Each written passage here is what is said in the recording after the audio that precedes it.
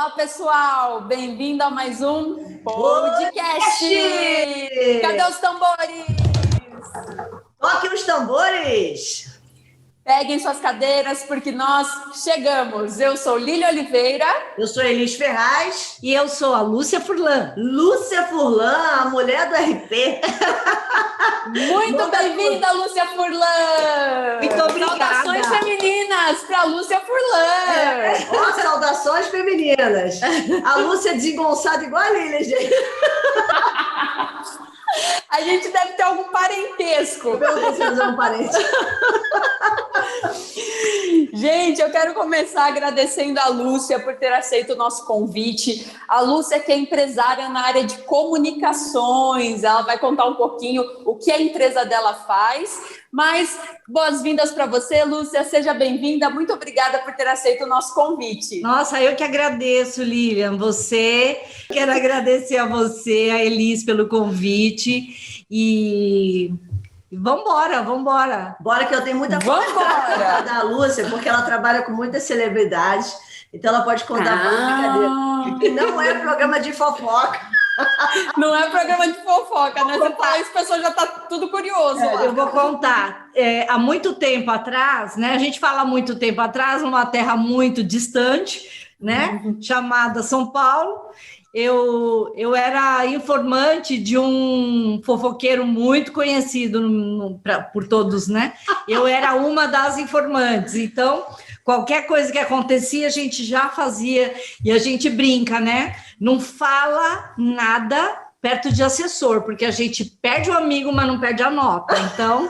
Olha aí a Lúcia, detetive investigativa da vida dos famosos. O X9 aqui, quem te viu, quem te vê.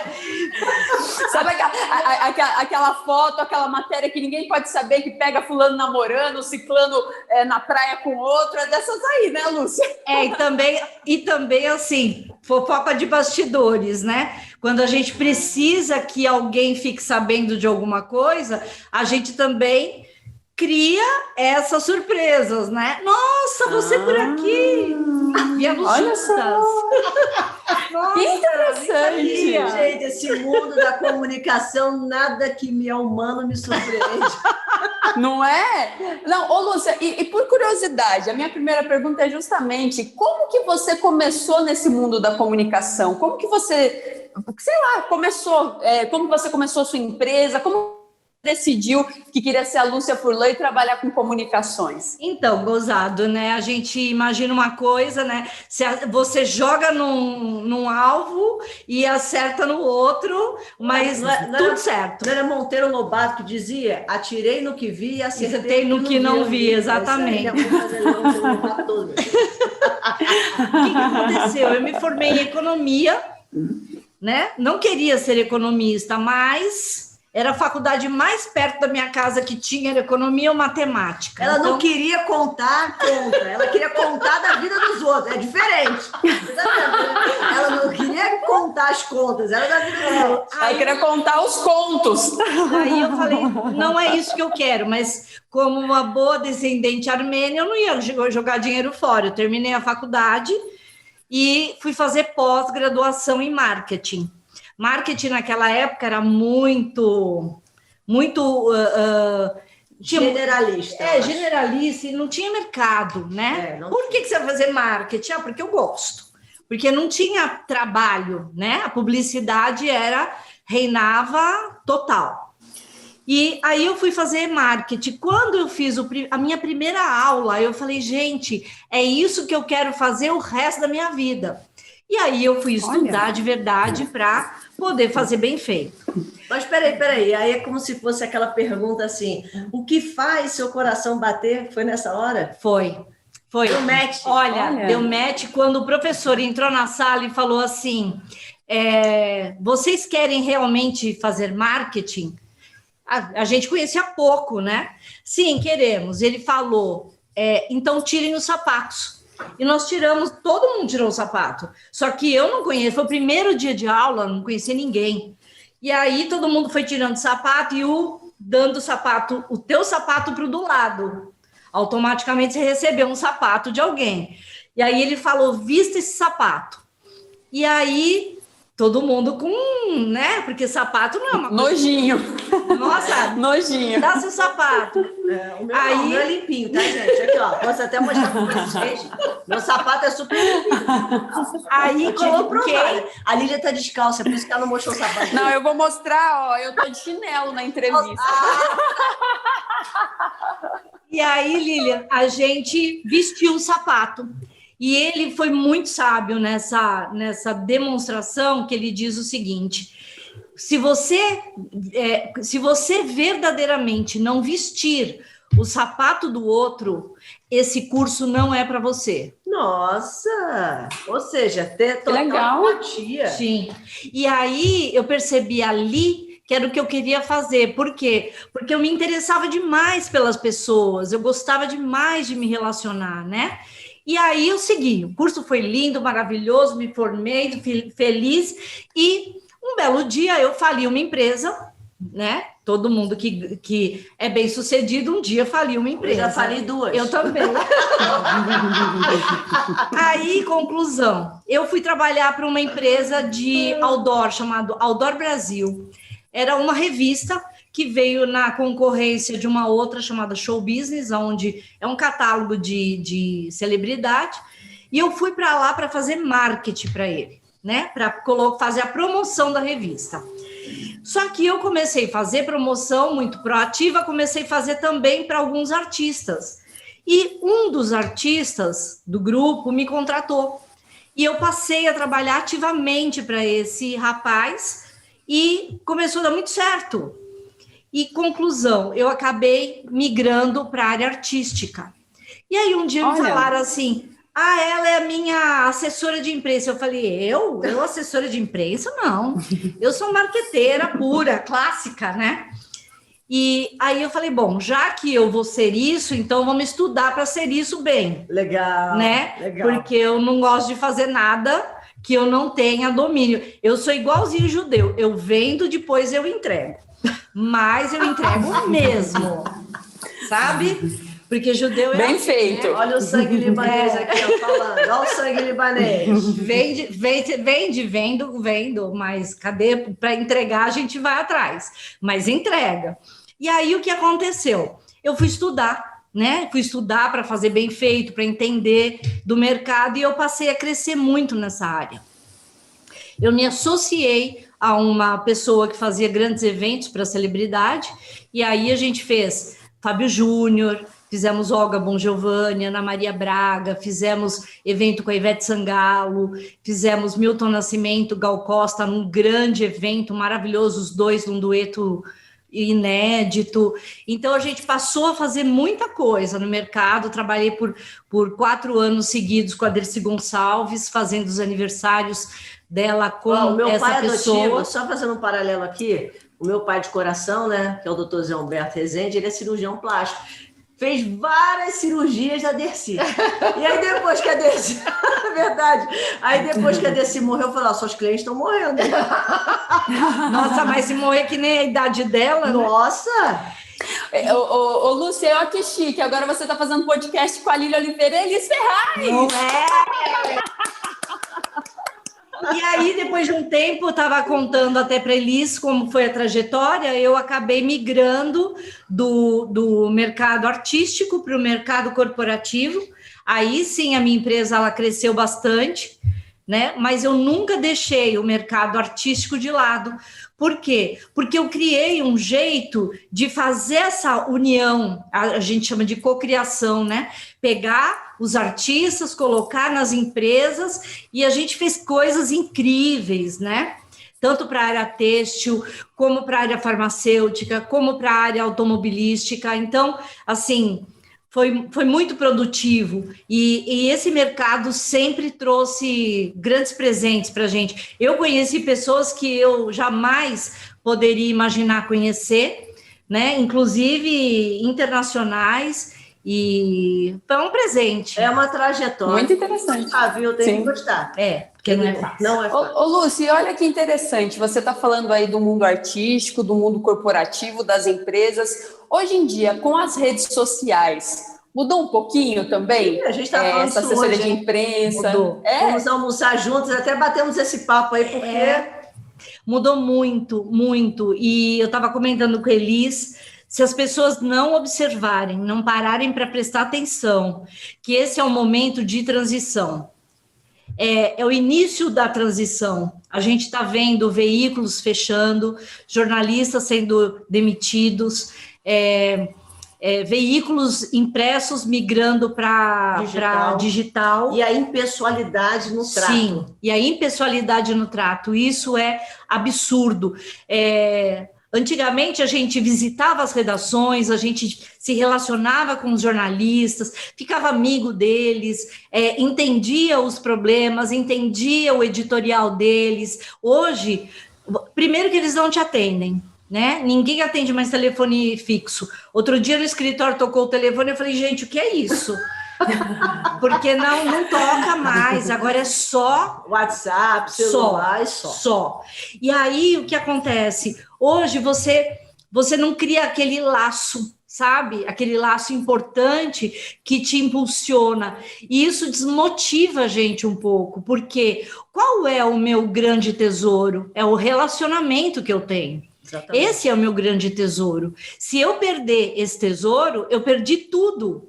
Então, sim, como é que a gente se relaciona? Até estava contando para a Elisa, eu junto um grupo de jornalistas, vamos viajar para o Caribe, a gente fica uma semana lá e volta, porque ninguém vai recusar uma viagem maravilhosa. Eu posso só aproveitar aqui essa oportunidade, porque a Lúcia agora ela faz parte da mentoria, né? Sim. Participa lá no controle. Ela, a partir de agora, será uma mulher no controle. Sim, totalmente no controle.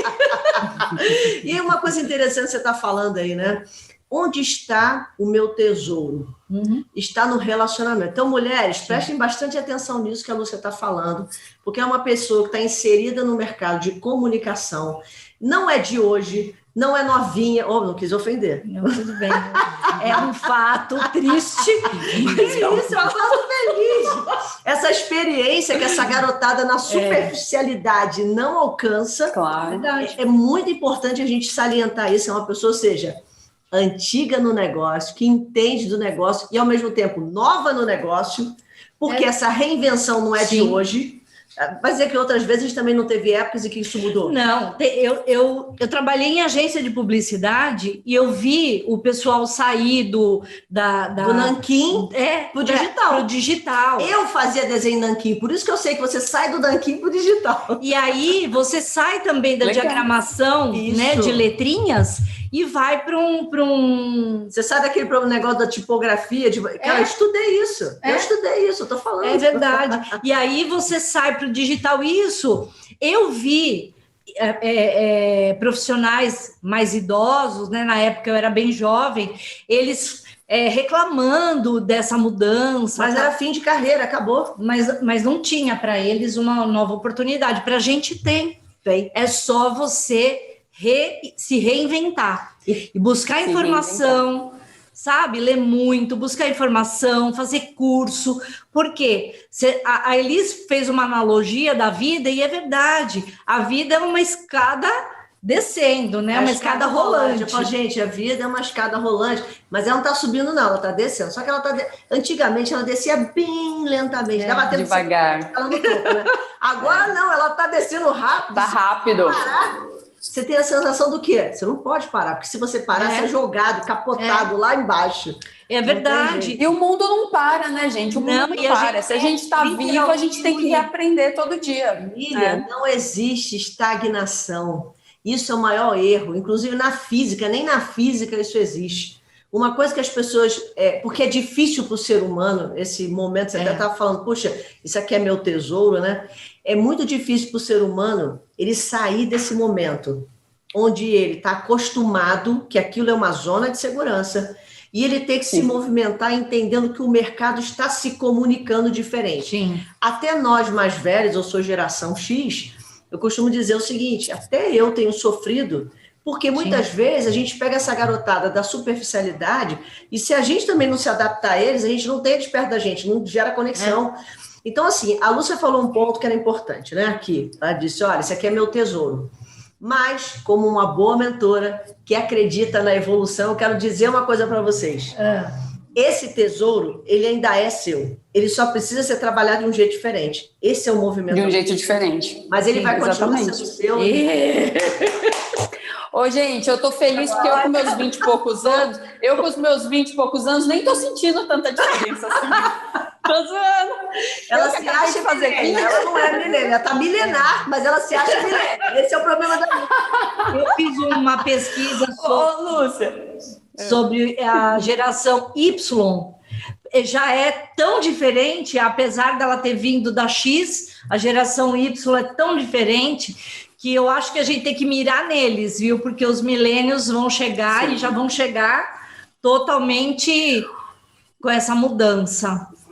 Ô, Lúcia, me fala uma coisa, a gente está falando aqui de mudança, de se reinventar, para as mulheres que estão nos assistindo, que são empresárias, que já tem aí uma empresa que também chegou nesse ponto que ela fala, caramba, eu tenho que me reinventar, eu tenho que fazer diferente. Você daria alguma dica na parte assim de rede social, de como ela pode se comportar? Eu posso só incrementar um pouquinho essa tua pergunta, que ela vai bem ao ponto do que eu estou pensando aqui. De verdade, Lúcia, esse jeito que as pessoas... A gente está vivendo num momento de verdade, onde é absoluta. Olha, sério isso nas mídias, hein? Nós estamos vivendo um momento de verdade absoluta. Quando você tenta relatar algo ou demonstrar algo que não é genuíno e verdadeiro, as pessoas já estão tão sensíveis que elas percebem. Sim. Isso é muito real. Então, eu queria que você desse realmente um caminho para as pessoas que estão querendo aparecer nas mídias sociais, estão querendo começar seus negócios, né, ou aumentar os seus negócios usando as redes sociais, o que seria mais adequado ela ter foco e atenção? Então, hoje, a mídia social... Vamos começar lá do começo, quando quando as redes sociais apareceram, elas apareceram com um objetivo, né? E elas foram se transformando num país diferente, num mundo diferente. Exatamente. Show me the money! Assim, uma máquina de grana. Que trabalha duas vertentes importantes, vaidade e dinheiro. Então, muita gente coloca... meu like.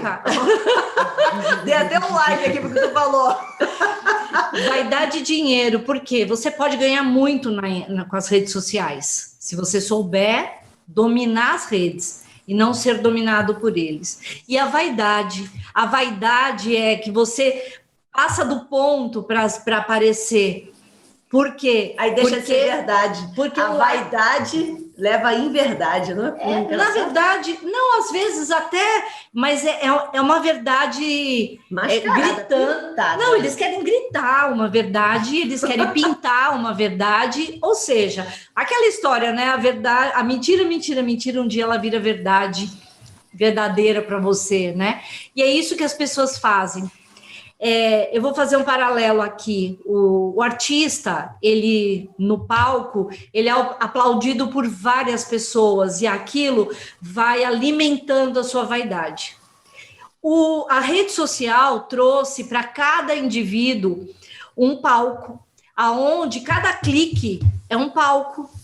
E esse palco que eles estão vivendo, quando dá um like para ele, dislike, né? É um like que eles falam. É um dislike. Conclusão, a pessoa fica, por quê? Né? Ela começa a sofrer. Isso reflete em outras pessoas assim. Eu acredito muito, não sou especialista, mas a gente lida com pessoas, né? Esse número de pessoas deprimidas que hoje a gente enxerga, muito vem da internet. Por quê? Porque as pessoas olham e falam, aquele tá bem. Eu tô mal? Não é possível, né? E, na verdade, tudo aquilo que mostra... é aquilo que nós acabamos de falar no começo da nossa conversa. A gente cria uma situação para mostrar para a mídia que aquilo é verdade. E as pessoas criam pequenas situações para mostrar para os outros, olha como eu estou feliz. Então, criou-se um universo paralelo, né? Um paralelo de felicidade, de amargura, de tristeza, depressões. Então, a gente tem que olhar para a gente e falar como é que eu quero aparecer. As pessoas já estão percebendo essa mudança, elas já não estão mais dando like para qualquer coisa ou comprando qualquer coisa. Hoje, as pessoas compram de pessoas, as pessoas seguem pessoas, então você tem que ter muito claro o seu propósito. Se o seu propósito é muito claro, pessoas vão te seguir, porque acreditam no teu propósito. Porque elas vão se conectar a esse propósito. A esse propósito. O problema é que, às vezes, a gente não sabe como, de verdade, apresentar o nosso propósito. E aí tem aquele problema de, tudo bem, eu tenho um propósito, mas se eu não souber também como transmitir esse propósito nas redes sociais, Sim. Que é onde entra a Lúcia, Sim, gente. Mas aí a gente faz essa análise, né, para poder colocar. Como a gente apresenta o nosso propósito? A gente apresenta o nosso propósito contando a nossa história. Sem dúvida. Então, de que jeito é a nossa história? Então, vamos tentar mostrar como foi a minha história para que o meu propósito ele reverbere de forma positiva. A mídia social está aí para todo mundo usar, ela é democrática. Eu posso usar, você, qualquer um, quem tem muito dinheiro, quem tem pouco, todo mundo pode. Agora, precisa, sim, ter uma visão estratégica para quem eu vou mostrar, com quem eu vou me relacionar, como eu vou me relacionar, né? E aí criar essa ferramenta, respondendo essas perguntas, conhecendo a sua história, sabendo do seu propósito, você consegue desenhar qual é o projeto de vida digital que você quer ter. Agora vai uma dica valiosa das mulheres. Você sabe qual é a diferença das pessoas que fazem a mentoria no controle para aquelas que não fazem? Porque elas não se deixam influenciar. Ou seja, por elas estarem no controle, elas sabem qual é o seu desejo ardente, qual é o seu propósito, elas alinham, existe congruência, elas aprendem a ter congruência naquilo que pensam, naquilo que vem na mente, naquilo que elas comunicam às pessoas, e por isso elas estão no controle, exatamente o ponto que você abordou. As pessoas, normalmente, elas são controladas pelas circunstâncias, pelo meio, porque justamente elas não sabem para onde está indo, e quando você não sabe para onde está indo, qualquer caminho é caminho. É verdade, é verdade. Tá vendo? A gente faz um par perfeito aqui. Pô, que isso? Precisa do quê? Só casar. Só casar. Olha, eu vou contar uma coisa que quando eu era muito jovem, lá naquele tempo mesmo... Lá em Barbacena. Eu tinha muito problema de autoestima. Eu tinha uma baixa autoestima absurda, né? E, graças a Deus, me tratei e tal, mas foi uma coisa gozada que agora que me lembrei. Tinha uma amiga que falava assim, eu falava, gente, você não pode me elogiar, porque de burra padre, qualquer um que me elogiar, eu me apaixono. Aí uma amiga minha virou e falava assim, Lúcia, você é muito inteligente, Lúcia, você não sei o quê. Eu falei, para, Maria José, se você ficar falando desse jeito, eu vou me apaixonar, vou te pedir casamento. Ela falou agora, é um par perfeito, eu falei, pronto. Perfeito, pô. Eu ajudo ela a se controlar e você bota ela no controle também. E é isso, a vida tem que ser uma brincadeira, a gente tem que ser mais leve, levar as coisas mais... de forma mais leve mesmo, sabe? Sem tanto peso. Tirar um pouco das costas e falar, deixa pra lá. Lúcia, olha só, sabe o que acontece? As pessoas falam muito dessa coisa do trabalho, né? A vida, para mim, ela é extremamente entediosa quando eu não estou fazendo o que eu gosto. Eu tive que resolver umas coisas totalmente fora. Ela virou um tédio. Eu fico assim, por que eu tenho que fazer isso? Agora, uma pergunta. Agora, uma pergunta que não quer calar. Me fala aí como é um sacrifício, às vezes, em relação à família. Na verdade, não é sacrifício, é tentar administrar. Por quê? Porque quando a gente ama muito o que a gente faz, para nós, é sempre agradável fazer. E a família, às vezes, não entende. É verdade. Olha o meu chifrinho aqui. Aí, às vezes, a família não entende. O terror da comunicação. Por que você está trabalhando até tarde? Por que você fica tanto tempo? Por que, sabe? E você tem que explicar. Você tem que explicar por que você está se divertindo, né? O meu trabalho eu faço com muita alegria. Então, nem sempre eu estou tão alegre quando eu estou fazendo uma coisa que eu não gosto. Faço bem, não faço feliz. É diferente. Sim. E então, quando o meu trabalho está se tornando um peso, eu já começo a rever, né? Ou o cliente não é o que eu quero, ou, sabe, eu mexo as peças, mas eu não mudo o tabuleiro. Mas eu queria contar para as mulheres como se faz para você colocar os seus filhos no lugar. Vou explicar. Eu quero. Não, já meus filhos estão grandes já. Não, mas eu quero 18, eles são fogo. É assim, às vezes você está ali, sabe, se divertindo, fazendo aquilo que você gosta. E aí eles entram, na hora que eles estão de bob, né? Bob na cabeça, fazendo nada. É assim, as crianças fazem isso. Estão fazendo nada, vão lá e começam a te atazanar o juízo. Aí eu deixo, eu falo, tudo bem, 1-0, pensa na minha cabeça, né? Para mim é um placar. 1-0, tranquilo. Você quer atenção? Tá bom, vamos lá. Quando eu pego eles fazendo o que eles gostam, o que eu faço? Vamos lá, pô, tá me dando atenção? Só tá fazendo, não acredito, só tá fazendo isso. Eu começo. Aí eles começam a se ligar. É verdade. Eu comecei a brincar desse jeito com eles, para eles começarem a ter um senso de percepção do todo. Sim. Porque senão, sabe o que acontece? Eles criam essa vitimização, a televisão reforça isso, aí eles vão olhar e dizer, minha mãe me abandona, ela trabalha o dia inteiro. Pô, mas quando ele tá jogando, quando ele tá fazendo o que ele gosta, ele não tá nem aí pra você. E aí eu começo a fazer... Pode falar, Lília. Não, sabe o que eu achei legal com essa história da pandemia? Que quando está todo mundo enfurnado em casa, cada um no seu computador, as crianças tendo aula online, você fazendo reunião, eles começaram a perceber que realmente quando você está no computador, você está trabalhando igual eles estão na aula. E aí eles falam, não posso atrapalhar minha mãe, porque eu também estou aqui em aula. Então, isso eu achei que foi o lado bom da pandemia. Eu acho que muita coisa foi boa. As crianças começaram a perceber que não é só essa relação de minha mãe sai e depois volta, porque agora está junto, mas existem os limites. Gente, para mim, eu vou falar para vocês, nunca mais eu quero que a Susan volte para a escola. Eu tô adorando. Não, ela é muito disciplinada. Eu quero que volte para a escola.